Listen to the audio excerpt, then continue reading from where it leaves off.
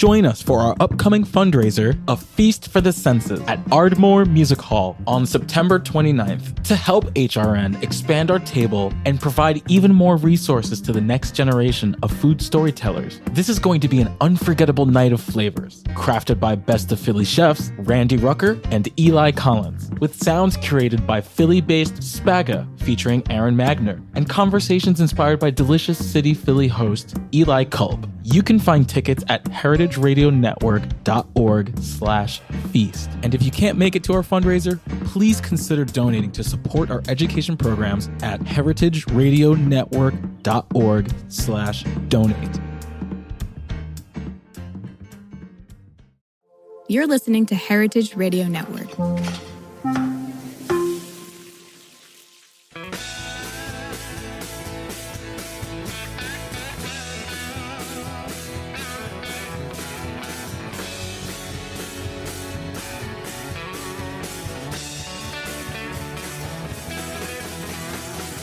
Hey, welcome to Beer Sessions Radio on Heritage Radio Network. It's Tuesday, July 15th, 2024. I'm Jimmy Carboni.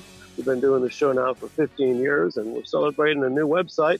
Check us out, heritageradionetwork.org. All of our podcasts are now on Apple. We wanted to talk about cider judging and competitions. There's a lot going on in the world of hard cider, and we're going to go around the room and introduce each other, but I want to give a shout out to one of our guests, Eric West. You know him as Cider Guide on Instagram. He's someone that's been doing this longer than me in the cider world, and we're really looking forward to talking with him. So let's go around the room. Everybody introduce themselves. We'll go Eric, then Ron, then Justin. Sure. Thanks, Jimmy. This is Eric West of Cider Guide. I'm a cider educator, competition director, and all-around cider enthusiast. All right. I'm Ron Sansone. I own Spoken Spy Cider Works in Connecticut, and I'm part of the Cider Institute of North America. And I love cider, and I try to judge cider at events as much as I can. Justin Corey here, CEO and co-founder of Bevfluence, cider enthusiast, certified cider guide, I believe we're called now, working on a promotional campaign with several of the cider organizations around the world to promote and market cider to the consumer. That's great. Well, looking forward to talking to you guys today. Eric, I'd like to just catch up with you. I mean, when I first met you, you were the guy covering cider. You had a newsletter. You even transcribed some of the early cider episodes of Beer Sessions Radio. Tell us about how you started judging, competitions you were involved in, just a sense of that world of cider. Sure, definitely. So my background, I guess, is through craft beer. I was a listener of this podcast way back in the day, and eventually just kind of broadened my horizons into cider. And as an enthusiast consumer, I just wanted to know who was making great cider. And for that, just like a beer person might turn to, say, like the Great American Beer Festival results or World Beer Cup or something like that. At the time, the real competition in the U.S. was called the Great Lakes International Cider and Perry Competition in Michigan. So I signed up to judge at that, kind of got roped into being an assistant director, and then took over that in 2015. So for me, like, getting into competitions was just a way to kind of quickly see who was making good cider. And I've kind of made a bit of a kind of a side gig out of running the competitions now. That's great. What qualifications did you have? You know, I think you were a BJCP judge for beer at one point. Yeah, so this is like 2012, I think, when I first got involved with GlintCap, and there really were no cider certifications at that time. So I was a certified Cicerone and a BJCP recognized judge, I think. And based on those credentials, I was allowed to judge at my first GlintCap. Wow. I mean, when I think about you and all that you keep up with cider, I mean, your newsletter every week is for me the most complete weekly news, recap of cider. And I, as a producer of events and a podcast, I always look forward to, seeing who you cover and all the news. Is your background data or information? Because you definitely, you bring a different skill set than I've seen anyone else bring to the industry. Yeah, thanks for the kind words there. Yeah, so way back in the day, kind of think early kind of web 1.0, I worked on the Yahoo directory. So this is like early 2000s where instead of like going to Google to try and search the internet, there was a team of human editors who were trying to organize information online. So I've always kind of had an eye on curating content online, and that's very much what I do with my newsletter. But I also do have a data background. One of the reasons I kind of took a hiatus for a few years from Cider was because I was pursuing a master's degree in geography. So I do a lot of data analysis and GIS and mapping work kind of as my day job.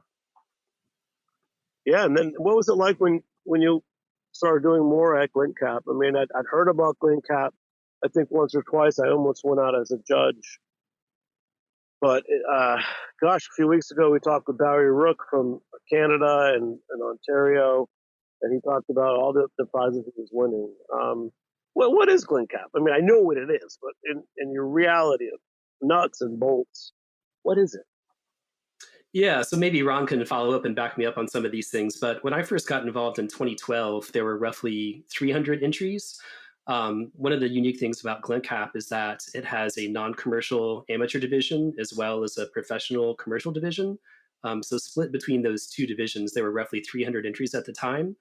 As the cider industry grew in North America, both in the US and Canada, the number of entries just skyrocketed. I believe the high point was around 1,600 entries, maybe 2019, I want to say. So GlintCap started out as kind of a one-day event, very much rooted in kind of the homebrew competition, the sort of beer judge certification program sort of scene. The competition was run very kind of strictly to those guidelines. And then over time, as the industry evolved, the competition evolved with it, created its own styles and style guidelines, started recruiting more judges from not just the US and Canada, but overseas as well.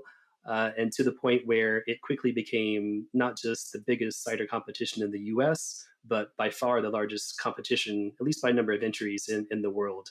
So now GlintCap is it's a 2-day event, or I guess 2.5-day event if you're a judge attending training seminars and whatnot. But over the course of those 2 days, anywhere between say 1,200 and 1,600 ciders get judged. So it's a massive undertaking, easily over 100 people involved during that 2-day event. And it's becomes kind of a source of pride for me that I've been able to kind of scale things from that 300 entries when I first started to the 1,000+ entries that the competition eventually would see. Wow, it's amazing. Ron, you've been around the cider world a long time as well.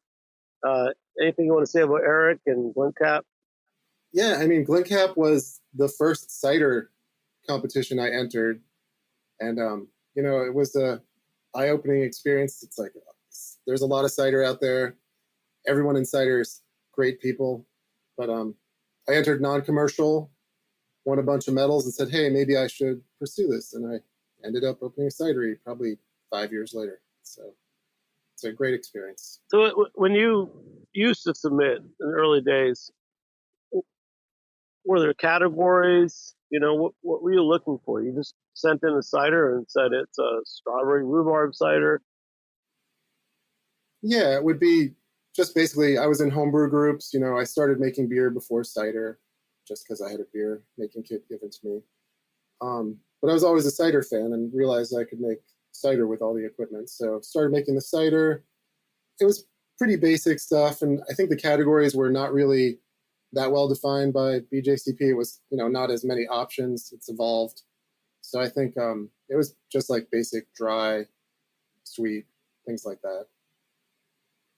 Yeah, and then Eric, what did you do to grow the categories and everything? Was it kind of happening on its own, or did you have to kind of lay out a whole new template? Yeah, it's a great question because the beer judge certification program, they move a lot more slowly in terms of creating new styles and revising, I guess, existing style guidelines. And as I mentioned earlier, the cider industry, at least in the U.S., was growing so quickly that it was kind of a combination of seeing the existing guidelines from BJCP, but really paying attention to the marketplace, what ciders were being produced by small, medium, large international producers, and then just as entries would come in, try and figure out how to compare apples to apples, more or less, just trying to figure out, do we need a fruit cider category? Do we need peach cider category, and just trying to figure out kind of like what was like the right balance there. So I think eventually we ended up with around 20 different style categories, and it's completely kind of gone off on a separate fork from where the BJCP has gone with their guidelines. But those styles have kind of they've kind of stabilized over time to where we have consistent styles from year to year, and entrants in the industry are familiar with those and enter them appropriately. Yeah. And then, Justin, we were just talking about cider and other things. At Bevfluence, what's your role with competitions? Are you creating them? Are you helping other people run their own? We actually have our own, in addition to having a platform that we built exclusively for two uses. One is campaigns, like the one we're doing with Cider and Perry now. The other is it's a platform built for competitions. Any competition could use our platform. They could just contact us, or we contact them and say, hey, you should use this for your competition. And it's everything that you need from the judging portion all the way through beginning and registration, all the way through the judging. So our platform is designed for that. And so we have our own, which is called Best of Bevfluence as well.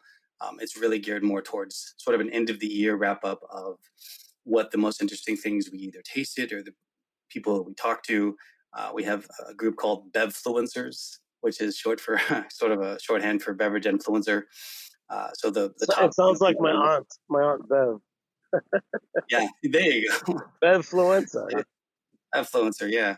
So yeah, it's a lot of fun. So and Eric and Ronald are two, by the way, kick-ass cider stars. So really happy to be on with them.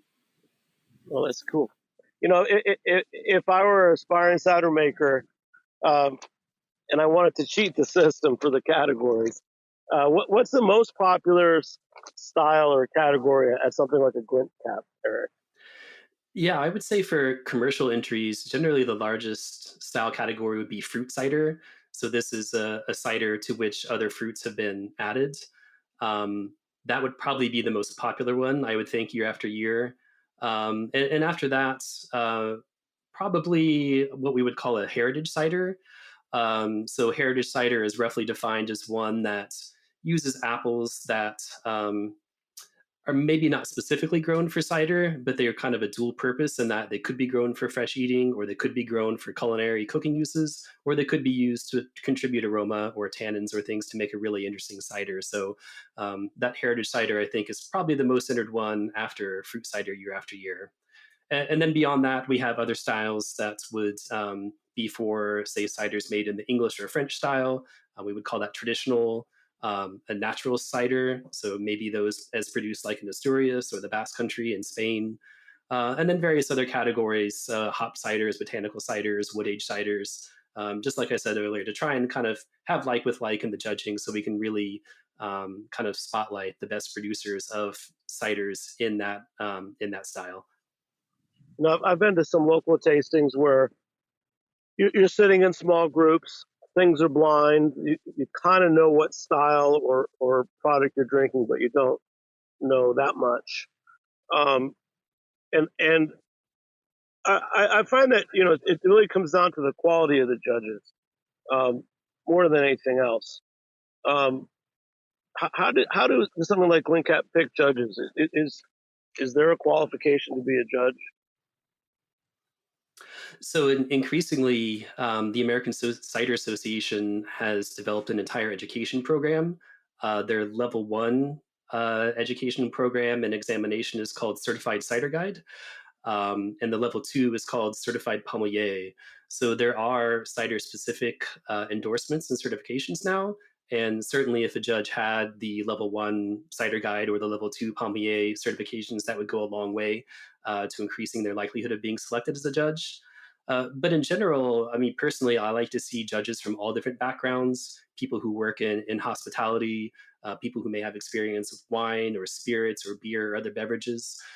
So I think the job of the director is to take all of the people who want to take part in this and kind of figure out a way to put them on panels so that their talents and their skills and their experience are complementing one another.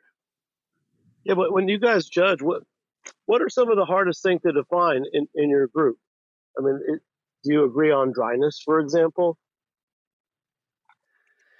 That's a great question.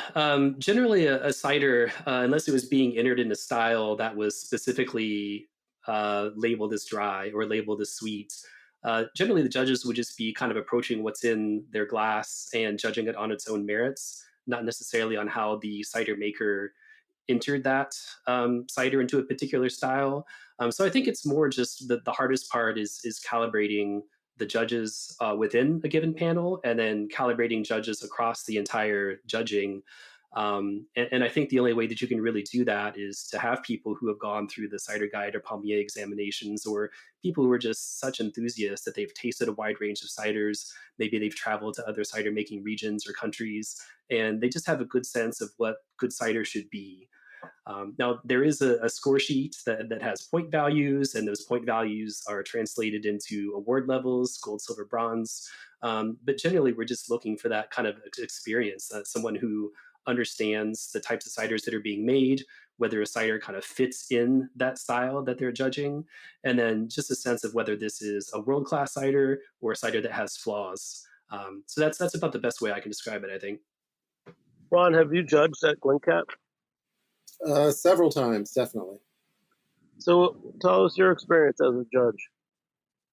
I mean, it's kind of like what Eric said. There's styles that are defined, and you have the BJCP guide, and it tells you, how the style should represent itself.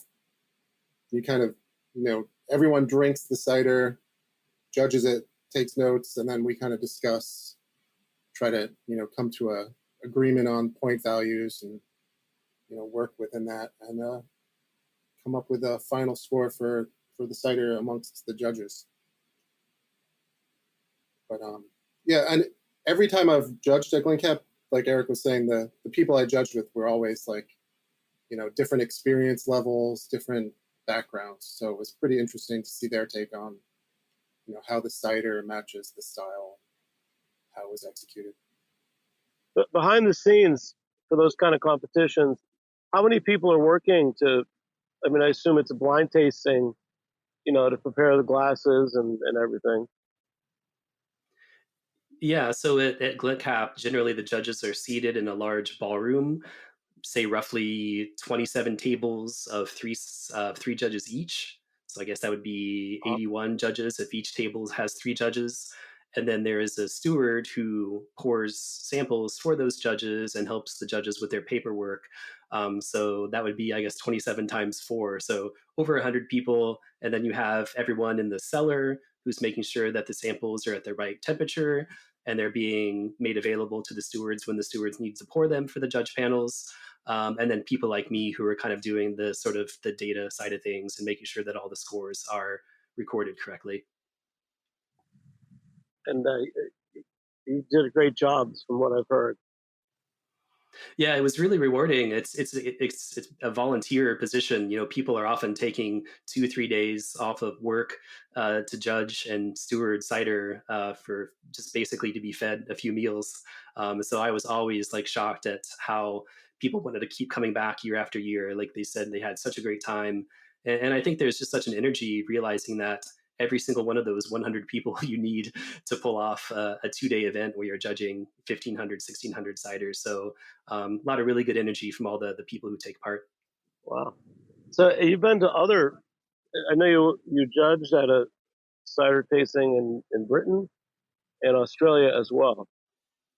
Yeah, so I wouldn't necessarily consider myself the world's most talented cider judge, but I do like to go to other competitions and judge and see how they're run. Yeah, so in 2016, I was lucky enough to be invited to judge at the British Cider Championships, which is held at the Royal Bath and West Show in Somerset, England.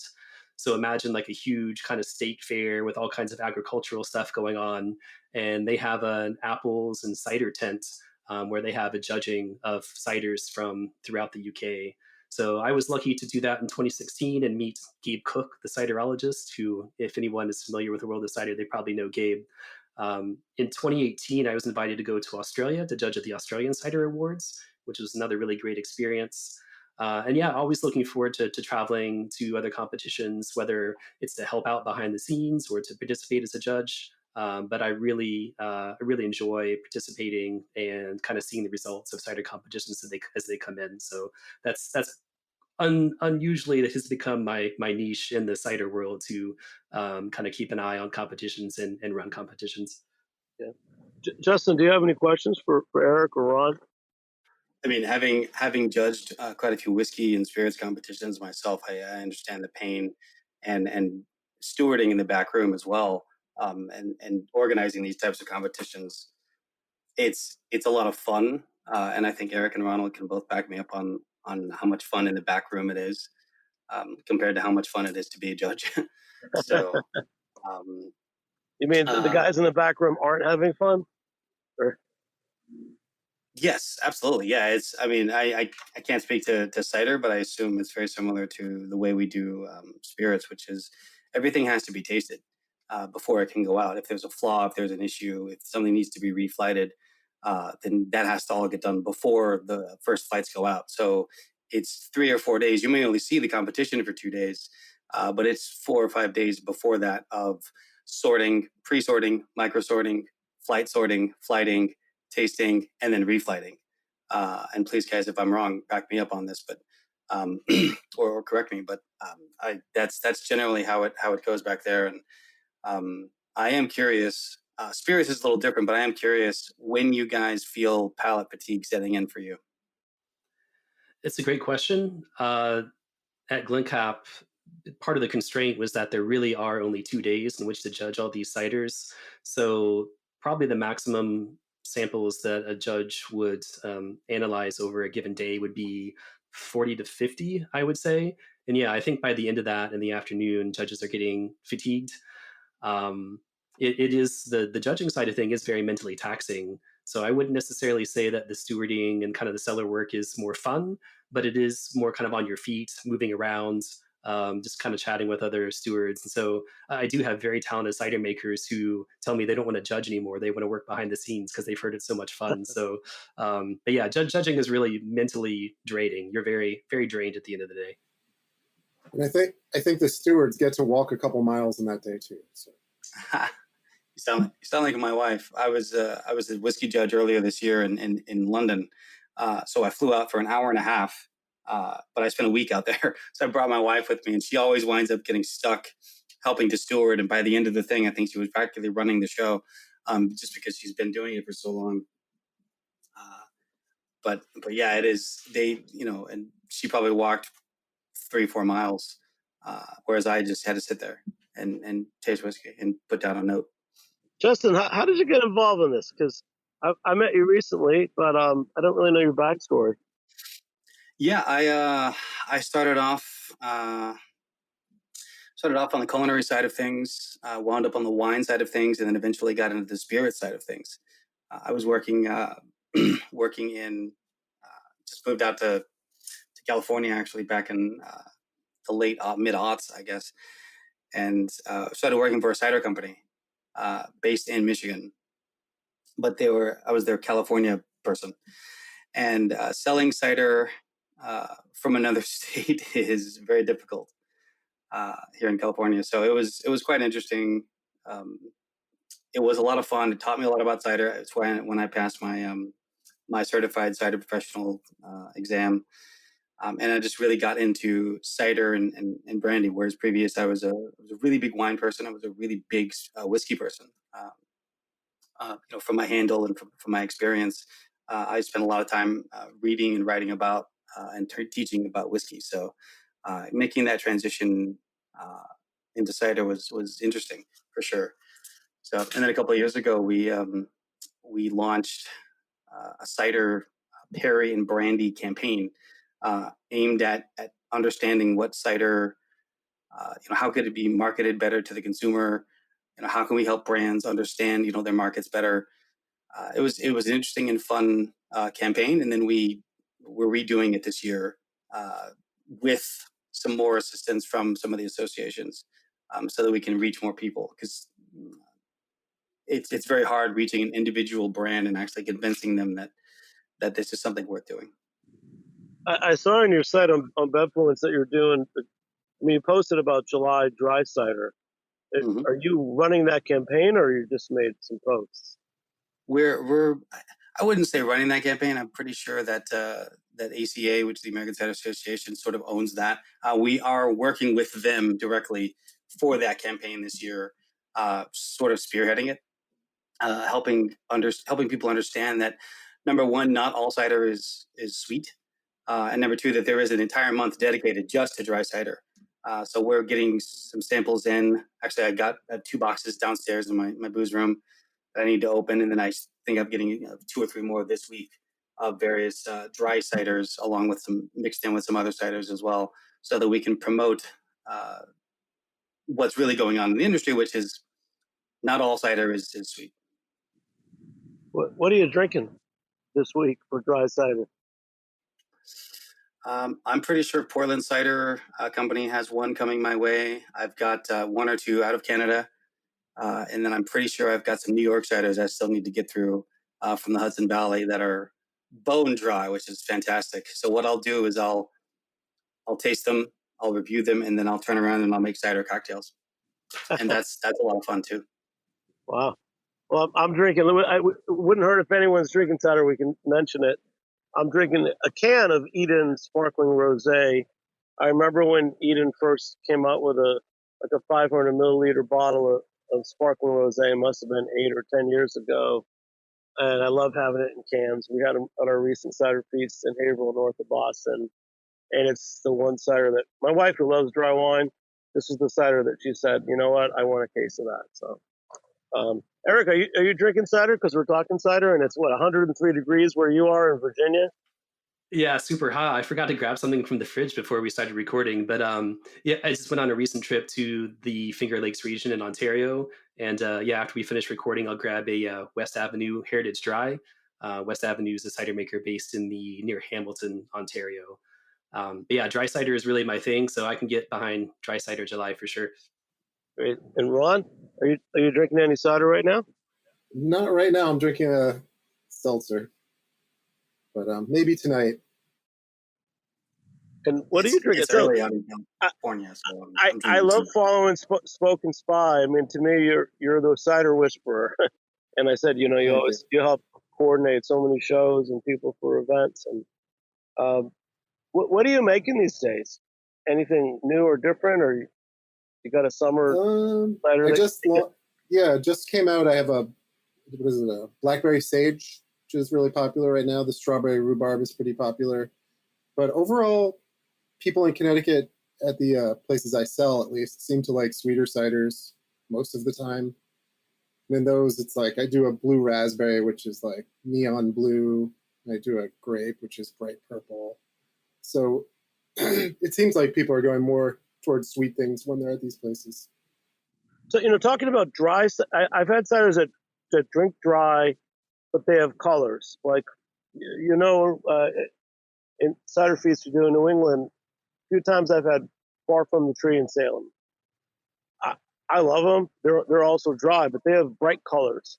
What makes the color in cider, and how does that tie into the identity of a cider, the marketing, and the judging?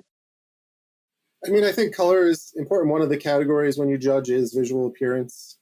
I know Far From the Tree does like a purple one that's butterfly pea flowers. They do a lot of, it's natural colors. Usually, like my strawberry rhubarb is kind of pink rosé-ish, so the fruit additions add color if there's enough fruit added. Try to keep it natural. Yeah, and I can add to that. Generally, kind of the rule of thumb would be that the more tannin the cider has, the kind of deeper color it's going to be. It's just sort of a general rule, but as Ron was saying, you can add flowers, other fruits, hibiscus, like you can do a lot of things either during the fermentation process or post fermentation to get additional color. Or one of my favorite styles of cider is rosé cider. So that would typically be made from apples that have not just red skins, but red flesh as well. So when you press those apples into juice, and if you're careful during the fermentation process, you'll end up with a fermented cider that retains some of that kind of pinkish color to it. So. What are some apples, Eric, that have a little red inside? So I think most of them, maybe Ron can correct me on this, but I think most of them actually derive from Siberia. And these are not apple varieties that you would necessarily see in the store, but maybe the most famous one in the States, at least, is called Redfield. And I believe it was discovered at the Geneva, New York collections and initially used, I think, in Massachusetts by some cider makers there. But Redfield's probably the most famous one. There's even a cider bar in Oakland, California called Redfield. But that's probably the best known variety that's red fleshed. Justin, where are you in California? I'm in the Bay Area, actually, very close to Redfield. I've actually been there and tried to sell them cider, rosé cider, actually. Nice. What's the cider scene like out there? I mean, Redfield is obviously a standout. Yeah, it's interesting. We do have some bars that have or some tap rooms that'll have a little cider on them. I'm actually very close to Napa, Sonoma. Sonoma being faced for the Gravenstein area. And in fact, there's some really great areas that used to have apple production facilities that they've now converted into tap rooms and multi-purpose areas with shops, and I think there's even a cheesemonger. So there's a great apple and cider culture here, as well as pomo and brandy as well. So it's a lot of fun. I live in a great spot, but there are, forgive the term, there are some dry areas of California for sure that maybe cider's not quite as popular. Oh, yeah. And Eric, for Virginia, I mean, I recently talked with Diane Flint, and she talked a little bit about her new book. I loved Foggy Ridge way back when. Are you getting a lot of Virginia ciders when you're there, or are you just too busy with all the other ciders you're getting? Yeah, no, I love my Virginia cider people. I've actually judged a couple times now with the Virginia Governor's Cup. So it's a statewide competition that's mostly wine, but also has cider entries as well. So I guess in Virginia, the house kind of style, I guess you could say, there are a lot of wine bottle size ciders being made with some of these heritage heirloom apple varieties. So it's a good fit for me. And Diane was definitely influential in my cider journey. Back in the day, I could tell you a lot about different malts varieties or hop varieties, but I had no idea that historically different varieties were grown specifically for making cider. So I learned a lot from Diane, and Foggy Ridge cider was great. I mean, I remember going to New York City and seeing her ciders at, say, like Astor Wines. So Foggy Ridge was really a pioneer and really helped start me along my cider journey as well. Yeah, me too. And Ron, what's going on in Connecticut besides Spoken Spy? Are you planning an event or something? Yeah, we're trying to do. We did before the lockdown. We did a cider festival called CiderCon, CONN, and it sold out in like 3 hours. So we're definitely doing another one. We're kind of working on some pre-production for that. It won't be called CiderCon. Other than that, I have the Connecticut Cider Association and the Cidery. There are a lot of new cideries opening in Connecticut, which has been good. The more the merrier, I think. And tell me about the turncoat project you work on. You really you're one constant. I mean, you're a friend, but I also respect you a lot. You got to keep moving, right? You keep moving, but you also don't usually talk about yourself. I feel like I talk about myself all the time. I feel bad. Well, I don't live with you, Ron. So.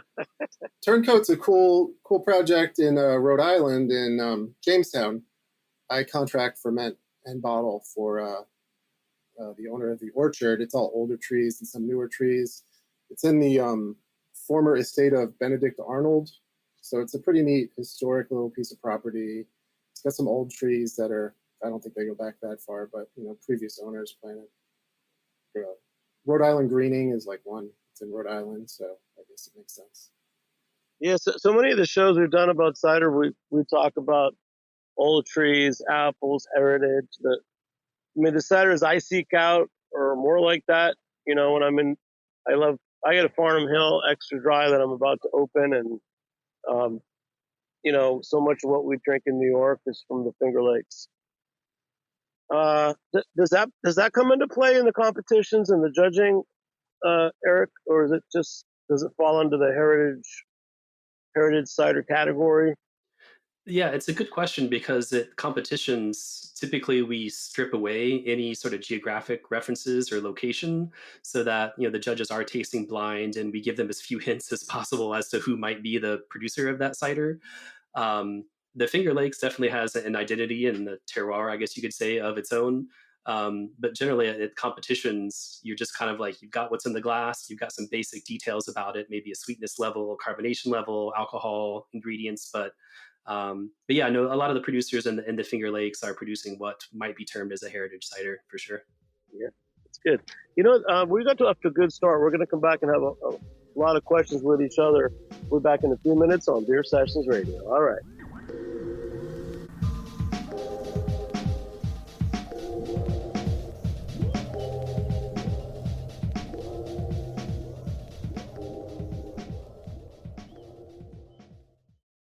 Hey, welcome back to Beer Sessions Radio. It's our 15th year on Heritage Radio Network.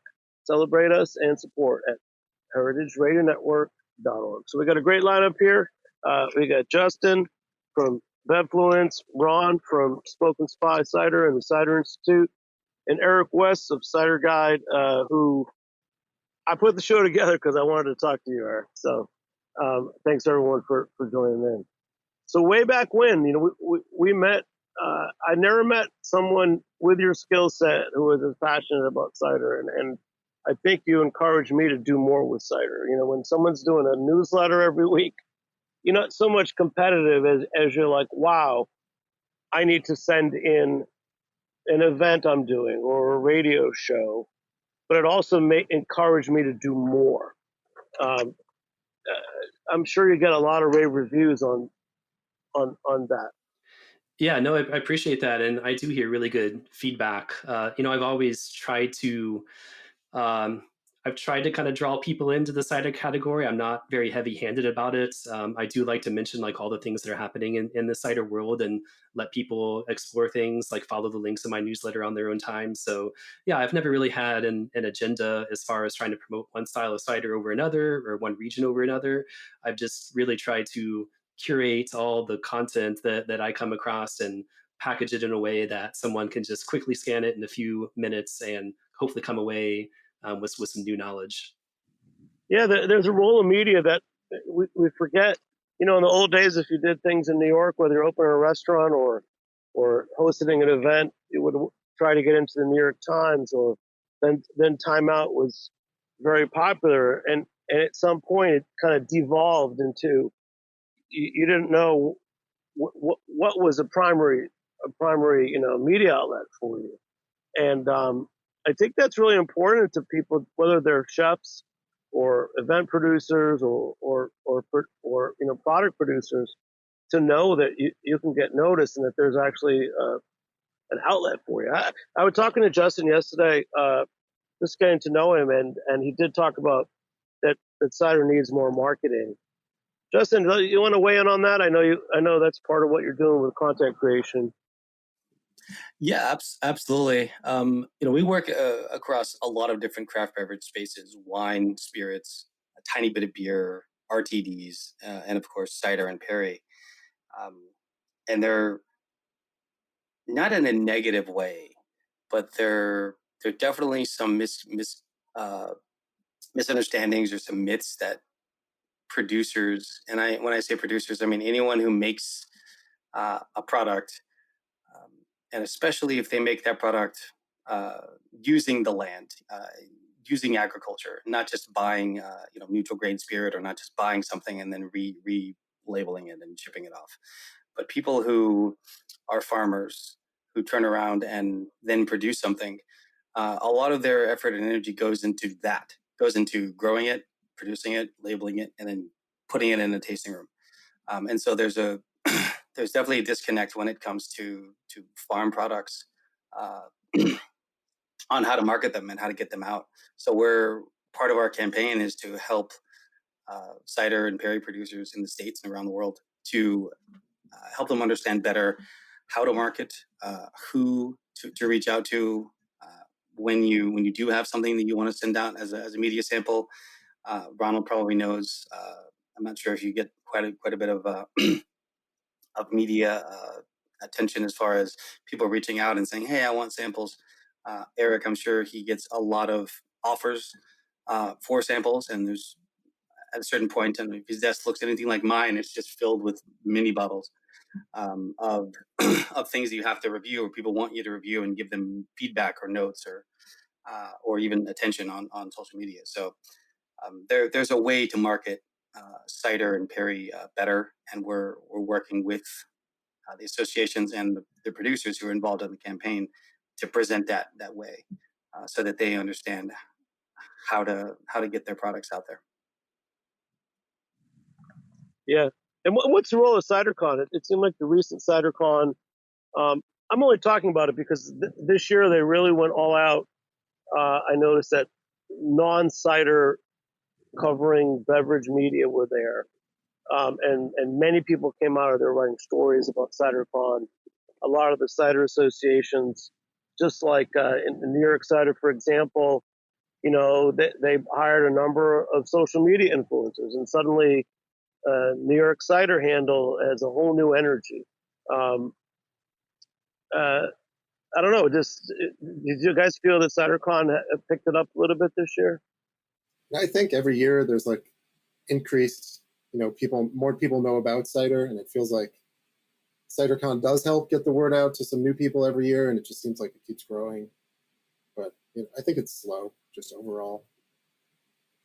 I can say that I feel that the American Cider Association has done a really good job in working with adjacent or allied beverage categories in order to get those people interested in cider as well. So if there was any kind of increased energy, I think it's just because ACA does a really good job in trying to create energy from people who follow beer or wine or spirits or low alcohol, non-alcoholic beverages. So I think the cider category, it's definitely slowed in its growth since kind of the heyday, say maybe 5 years ago. But there's still a lot of energy in it, and I think in order to grow, cider does have to kind of reach out and embrace people who may not understand cider fully, and kind of bringing them into the fold and help them understand cider better. Yeah. No, I feel like this year I'm actually complimenting CiderCon because for the first time I saw some top beverage writers who'd never covered cider. They were at CiderCon, and afterwards they were writing about it. And I do feel a new energy coming through, which is exciting. And back to what you said in the beginning, Eric, the role that competitions play in promoting the winners and growing the category. Yeah, I think competitions, may be a little bit biased, but to me, it is a pretty clear message based on the kind of the stature of a competition. But it's not easy to enter a competition like Glint Cap, say, where you have thousands of entries and you can't sneak a poor cider through that and get medals. So if there is something that competitions, if there is a role that competitions play, it is kind of setting a high bar on quality. And I think over time, I have seen that with the help of the Cider Institute and other organizations, that really the floor of cider quality has been raised significantly. We don't see a ton of like really flawed ciders being entered in competitions nowadays, and I think that has to do with the efforts of the Cider Institute and the American Cider Association and other state and regional guilds in helping spread knowledge and education about how to make great cider. So what are some other competitions that when you see that someone won an award in that competition and they're very proud of it, do you want to give shout outs to any other competitions? Yeah, definitely. So the Northwest Cider Association, which covers the Pacific Northwest, so Oregon, Washington State, Idaho, Montana, British Columbia, they have an annual competition called the Northwest Cider Cup that's limited to cider makers in that region. And I think that's a very well run, high quality competition. The Cidercraft Awards, based in Seattle. Cidercraft has a print and digital version of a magazine. I'm always curious to see who wins that. The Good Food Awards, maybe something that Heritage Radio Network listeners would be familiar with. The Good Food Awards have a cider category as well. And then for me, like I'm always interested to see what's happening overseas. So I'm curious to see the results from, say, like the Australian Cider Awards or the Japan Cider Cup or the Royal Bath and West Show in England. there's a couple competitions in Spain that are growing in stature. So for me, I'm always just kind of curious to see who's entering, what styles of cider are maybe on the rise, or just kind of get a feel for who's entering cider, what cider makers are making, because it's such a huge industry, not in relative size compared to say like beer or wine, but it is really the kind of the energy we saw in the US maybe 5 years ago. You can see that now in places like Norway or Italy, or like the Baltics, say like Estonia, Latvia. So there's so much going on in the world of cider, and I try and take it all in. Ron, I know you'd mentioned a few other competitions while we're Yeah, looking this. I like some smaller ones like state run, like Eric had mentioned, the Virginia Governor's Cup, and up here in New England we have the Big E is the big agricultural show. It's just all entries from New England area. Pennsylvania has a great one tied to the Farm Expo. There are a lot of these other smaller state ones, which are great because you get a lot of promotion in state, you get exposure. Like I think the Virginia one is tons of exposure. The Pennsylvania, you get to be at the Farm Expo, which is a big thing down there. No, there are competitions everywhere. Cider Days was an amateur one in Massachusetts that has started back up. The Cider Days amateur competition. And there are a lot of homebrew competitions for non-commercial people too. I judge a lot of non-commercial homebrew cider. I feel like that's how I probably judge more than anything. And I do feel that you're right. I think that's probably how more people are getting engaged with the industry. Justin, are there any competitions that you advise on, or that you yourself get to participate in outside of Bevfluence? Yeah, I mean, I would, as far as cider goes, I think these guys pretty well covered what's out there. We've worked with a number of other competitions in the wine and spirits space that could be interesting to have, that category. Unfortunately, there's not a lot of crossover when it comes to competitions. They tend to be typically industry led and category focused. So most of the cider competitions, sometimes you'll have cider, like in Virginia, you'll have it folded in with wine. Other than that, for the most part, it's wine is one thing, cider is one thing, spirits and beer are completely separate. So I think these guys did a great job of kind of listing out for producers at least, what the important competitions are, and for the consumers out there who want to know if a competition badge is actually meaningful. Those are the competitions you should probably be paying attention to. That's great advice. And then, Eric, you mentioned the Good Food Awards. I have a friend in New England who's I call him a high level food guy, and I think he's only recently gotten into cider. In the last 2 years, every time he buys a cider, he's only buying Good Food Awards ciders, and he's really good about being very thorough in what he does. So definitely has a way to influence marketing, right? Yeah, I mean, Good Food Awards, there's an emphasis on sustainability and traceability of ingredients throughout the kind of chain. So yeah, Good Food Awards is an interesting kind of take on the categories that they judge, including beer and cider. Yeah, no, it's important to be part of these things and to support them, and it is exciting. Just again, since we first met, it's been over 10 years, Eric and Ron, and I love where the cider scene is right now. You guys started talking a little bit about Canadian cider for the first time 2 weeks ago. I talked with Barry Rook of he's a Cider Canada and involved in Ontario and Quebec ciders, and I didn't realize how many great ciders there were. He talked about how many Canadian ciders were winning awards at Blint Cap. Eric, what's your take on Canadian cider? Since you were probably involved in judging them. Yeah, so Canada has seen really, really explosive growth, just like the US has in the number of cider makers. In fact, there may be more cider makers in Canada than there are, say, like in France or Germany or Spain or some of these kind of old world cider making regions and countries that you would think of. But yeah, I was exposed to Canadian ciders mostly through Glen Cap at first because Grand Rapids in Michigan, where GlenCap is held, is not too far, 2.5, 3 hours from a border crossing into Ontario. So the GlenCap had a relationship with a Ontario cider maker to serve as a collection point to collect up a lot of Canadian ciders so they could ship domestically within Canada to Ontario, and then we would have a driver bring all those samples across into Michigan. So yeah, the trouble, I guess, is that Canadian ciders are not widely available in the US. There may just be a handful or just a few that are available. So it is something that, even though distance-wise, it's not that far, especially from say like New England or Michigan, to go and do some cider tourism in Canada. But as far as being able to buy things at a bottle shop, it's nearly impossible. Yeah, we were talking with. We're hoping that if not this year, next year, maybe some Canadian ciders can start coming down at least into New York or Boston and be part of our events. So we'll stay in touch about that. Last thing, I bet you each. I'd like you to each ask one question of someone else in the room, just to make sure that I hear your voices and our listeners do as well. Start with Eric. What you had a question for Justin or Ron? Sure. So, Ron, can you tell us a little bit more about what the Cider Institute is up to and your role with the Cider Institute?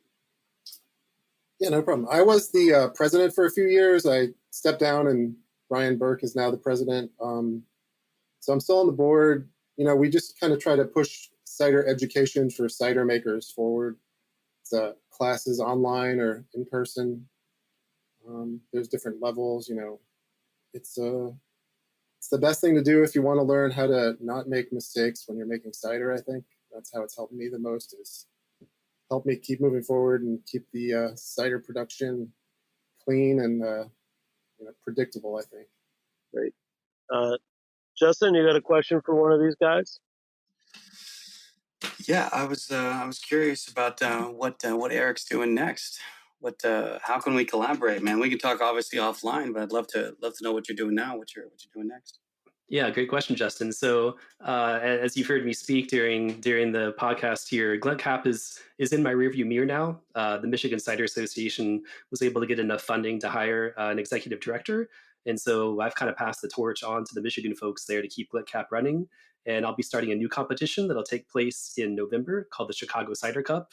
You can find out more information about that at chicagocidercup.com. But after kind of a brief sort of downtime, wondering if I wanted to do this, wondering whether I was crazy enough to like start up a competition of my own and go through the kind of the stress of it all. I decided it was something I wanted to keep doing. So yeah, Chicago Cider Cup, November. Definitely check it out. Fantastic. Great. And Ron, you got a question for Justin or Eric? Sure, Justin. So with your cider qualifications, what have you been doing to take advantage of that? Like, how is that affecting how Bevfluence is working and how you're interacting with cider makers and associations? Absolutely. Well, as you know, only certified cider guides get to still ride the Concorde from the U.S. over to Europe. So it's a really great perk.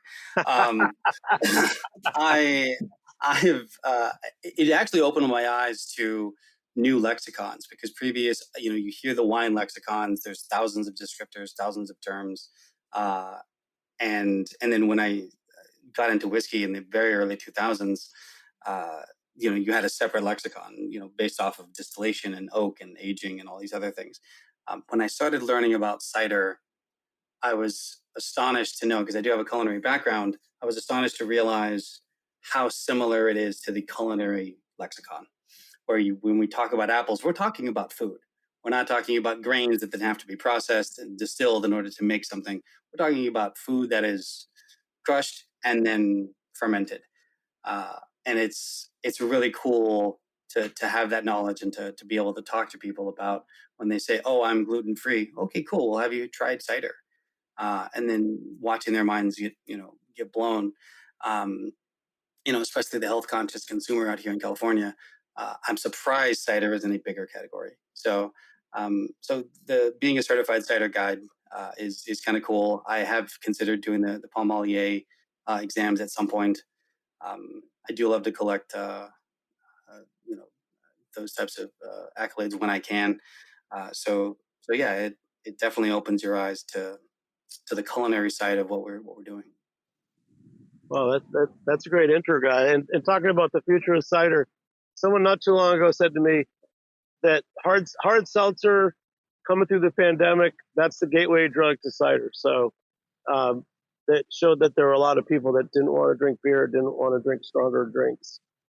Cider's right up my alley, and I'm going to pop a bottle of Farnham Hill Extra Dry. If you're ever up in Lebanon, New Hampshire, you got to go say hi to Steve Woods, because from what I hear, he's not traveling too much anymore, but he's there, and they're making great cider. So thanks so much for joining me, guys. Eric, Justin, and Ron. And sorry that we didn't get Ben Wink on from Pennsylvania and Plowman Cider. There was an issue with the Wi-Fi. So this show is our online show. So not everybody's Wi-Fi works, but we appreciate everyone who got to join in. Big shout out to Armin, our engineer. I'm Jimmy Carboni. I'm the host of Beer Sessions Radio. Catch you next time. Cheers to heritageradionetwork.org. Thanks so much, guys.